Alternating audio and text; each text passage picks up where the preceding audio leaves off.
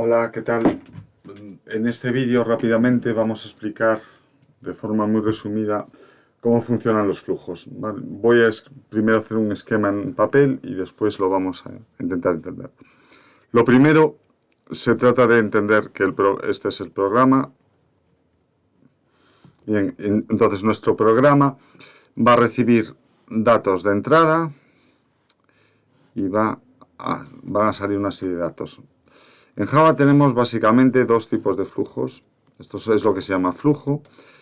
Tenemos dos tipos de flujo, que son orientados a byte y orientados a carácter. Orientados a byte y orientados a carácter. Bien, entonces a nosotros nos van llegando chorritos de bytes, chorros de caracteres, y nosotros retiramos del programa un chorro de bytes y un chorro de caracteres. Bueno, pues los de entrada se llaman input string, cuando es byte, y como son caracteres, pues reader. Los de salida se llaman output string, y como voy a escribir, writer. Vale, así de sencillo. Entonces todas las clases de entrada van a implementar esta clase abstracta, input string, y todas las de entrada de caracteres van a implementar reader, para leer siempre desde el punto de vista del programa. Para escribir vamos a tener output string y writer. Voy a darle la vuelta a esto porque lo vamos a hacer un poquito más complejo, pero no, espero que se entienda. Entonces tengo mi programa y vamos a añadirle un elemento más, que es una memoria intermedia. Porque entendamos lo siguiente. Yo tengo aquí mi programa, me van a llegar flujos, por ejemplo, un file input string, si es un archivo, o un file reader, si es de caracteres, ¿vale? Archivo de bytes, binario, archivo de caracteres. Y aquí vamos a tener un file output string, file writer. Vale, ¿qué pasa? Que nuestros métodos van a tener métodos para escribir bytes o caracteres, para escribir byte o caracteres. ¿Qué pasa? Que no es eficiente porque estoy leyendo permanentemente del flujo, y aquí estoy leyendo permanentemente y estoy escribiendo permanentemente del flujo. Y además me obliga a leer carácter a carácter porque tiene un método read que me devuelve el carácter. Si este es mi flujo, por ejemplo, FileReader, me devuelve el carácter, ¿vale? Y tengo que comprobar pues que sea distinto de -1 para saber si ese carácter, pues si he llegado al final del archivo, ¿vale? ¿Qué pasa entonces? Esto no es eficiente. Primero, porque además me obliga a convertir este carácter en un entero, este entero en un carácter. Vamos a ver, siguiente versión. Tengo aquí un buffer. Un buffer es una memoria intermedia, o sea, bien. Entonces, yo en vez de leer directamente del archivo, voy a leer de un buffer. Entonces aquí vamos a tener un buffer input string, y aquí vamos a leer un buffer reader. Y aquí vamos a tener un buffer de output string, y aquí vamos a tener un buffer writer. Y obviamente esto hay que convertirlo. Aquí me va a llegar un file input string y aquí un file reader.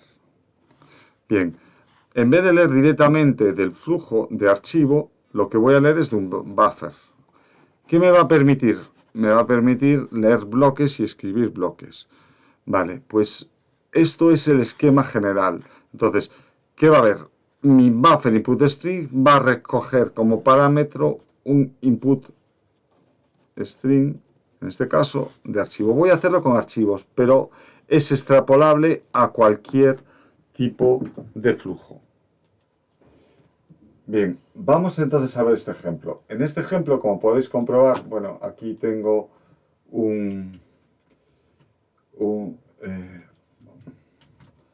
tengo un carácter que no voy a emplear y vamos a ver. Vamos a hacer una lectura de un archivo de texto con buffer. Entonces, lo primero que hay que hacer es crear un file reader y pasárselo al constructor de buffer reader. Entonces, en este caso, le paso el archivo, lo empleo con JFileChooser para que lo podamos seleccionar visualmente, pero podría ponerle aquí la ruta porque este file reader está sobrecargado y tiene varios constructores. ¿Vale? Entonces, en este caso lo que hacemos es, primero, creamos un file reader y ese file reader lo encapsulamos dentro de un buffer reader y ¿qué me va a permitir? Me va a permitir leer línea a línea. Vale, leo la línea y si esa línea es distinta de null, o sea, no ha llegado al final, la imprimo por pantalla. Vale, vamos a ejecutar esto.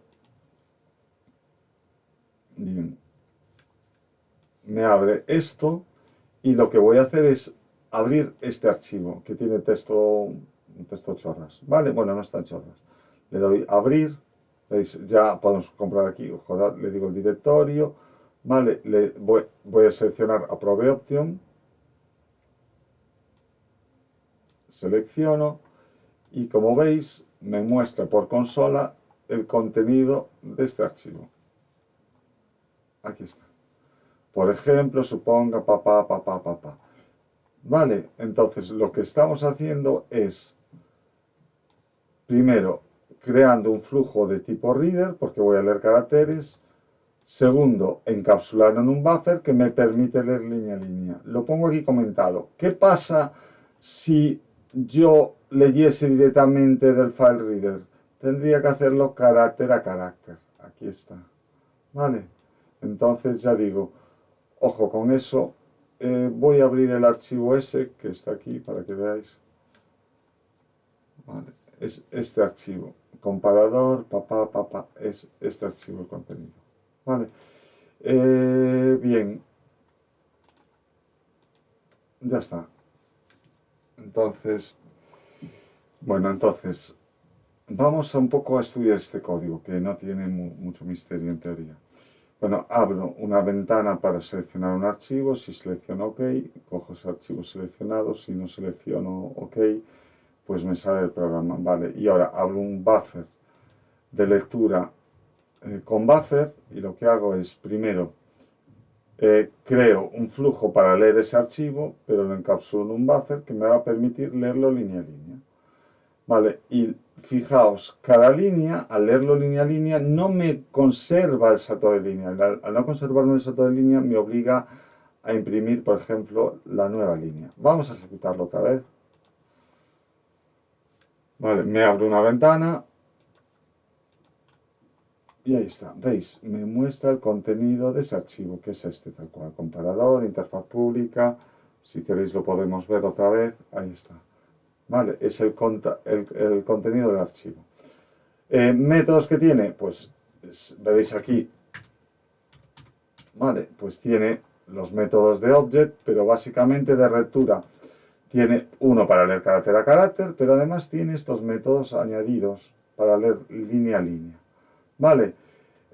Puedes saltar un número de registros, etcétera, etcétera. Bueno, vamos a hacer lo mismo, pero con un archivo binario, Entonces, voy a leer un archivo binario y voy a escribir ese archivo binario en otro. Entonces va a ser un file input string para leer y lo voy a escribir con file output string.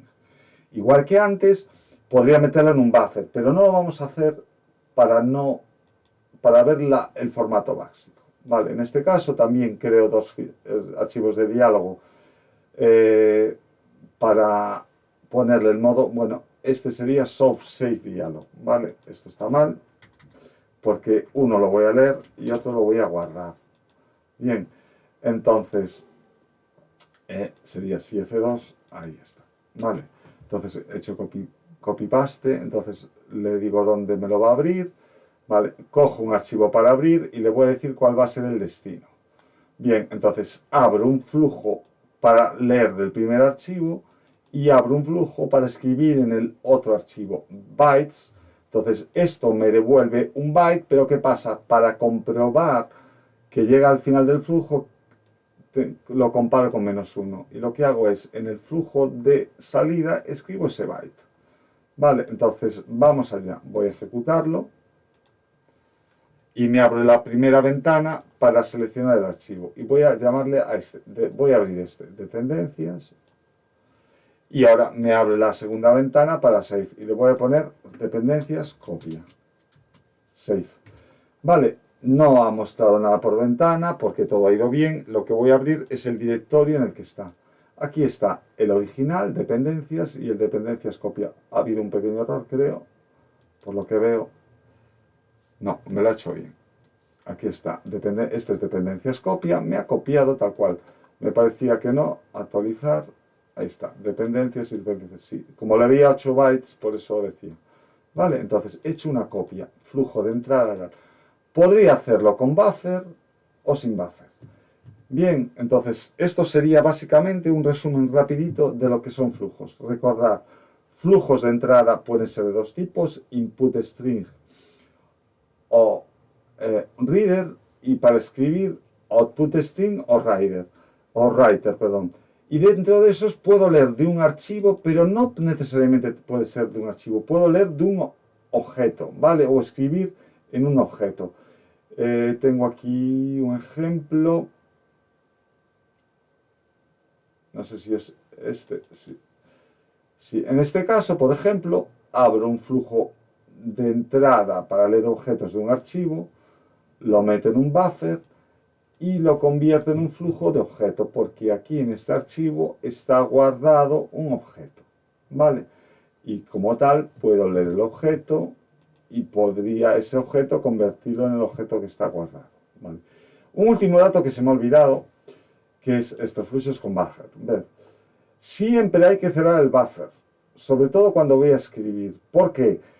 Porque yo estoy escribiendo en un buffer, que es una memoria intermedia, y si no lo cierro, va a permanecer en la memoria, no me lo guarda en el disco, entonces hay que cerrarlo. Este es el modo tradicional de hacerlo, pero en este caso yo recomendaría hacerlo de este modo, que es meter en el try la sentencia para que me cierre ese objeto. Vale, tengo que declararlo ahí, perdón. Esto lo quito. Esto es el try catch con resource. Y esto lo quito de aquí. Es mucho más cómodo. Vale. Esto me suelto, salto todo. Y veis, ya no meto tanto código en el try catch.